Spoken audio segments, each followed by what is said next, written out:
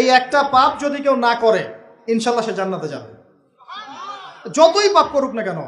বাসায় মা বোন যারা আছে অনেকেই দেখা যায় চুল আশ্রয়, চিরুনি পরে গেলে বলে আজকে মেহমান আসবে।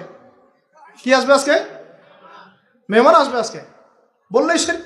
বাসা থেকে বের হচ্ছেন, আপনার পাঞ্জাবিটা একটু আটকে গেছে, আপনার স্ত্রী বলছে একটু বসে যান, অমঙ্গল হতে পারে, বসেন, বাস মুশরিক, শিরক হয়ে গেল। মুসলিম সমাজে রন্ধ্রে রন্ধ্রে শিরক। এখন রাস্তাঘাটে উঠতে বসতে পেপার পত্রিকা খুললেই শিরক। পেপার খুলবেন রাশিফল, সিংহ রাশি কন্যা রাশি, দিনটা কেমন যাবে বিশ্বাস করলেই মুশরিক হয়ে যাবে। রাস্তার পাশে টিয়া পাখি দিয়ে ভাগ্য পরীক্ষা করছে, হাতটা দেখে দেন তো ভাই কি আছে, বললেই শিরক হয়ে যাবে। আংটি বিক্রি করছে, আংটি পরলে রোগ ভালো হবে, হাতে দিল রোগ ভালো হবে এই উদ্দেশ্যে, মুশরিক। হাতে দিয়েছে রোগ ভালো হবে, আমার ডায়াবেটিস ভালো হয়ে যাবে, বিসমিল্লাহ, ব্যাস মুশরিক, নাউজুবিল্লাহ। এই আকীদা নিয়ে পড়লেই মুশরিক। মুসলিম সমাজে অহরহ শিরক আছে।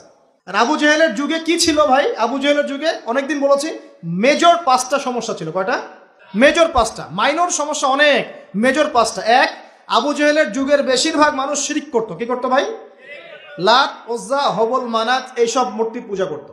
এখন হয়তো মুসলিম সমাজে এটা নাই ঠিকই, কিন্তু মুসলিমরা এখন কবর মাজার পূজায় শুরু করেছে, করে নাই? মুসলিমরাও এখন নেক্সট সুরতে ধোকা খাচ্ছে।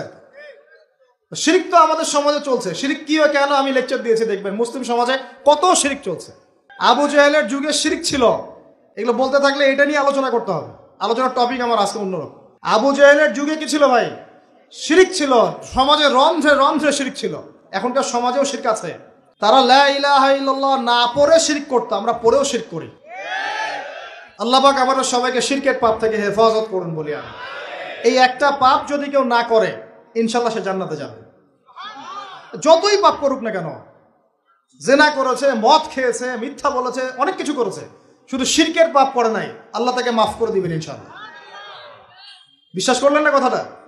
নবীজি বলেছেন এই উম্মতের যে কোনো ব্যক্তি যতই পাপ করুক না কেন আল্লাহ পাক সমস্ত পাপ মাফ করতে পারেন, কিন্তু শিরকের গুনাহ আল্লাহ পাক মাফ করবেন।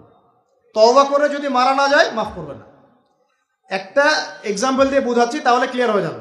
মনে করেন কেউ একজন জেনা করেছে, তওবা করার সুযোগ হয় নাই, মারা গেছে, নাউজুবিল্লাহ।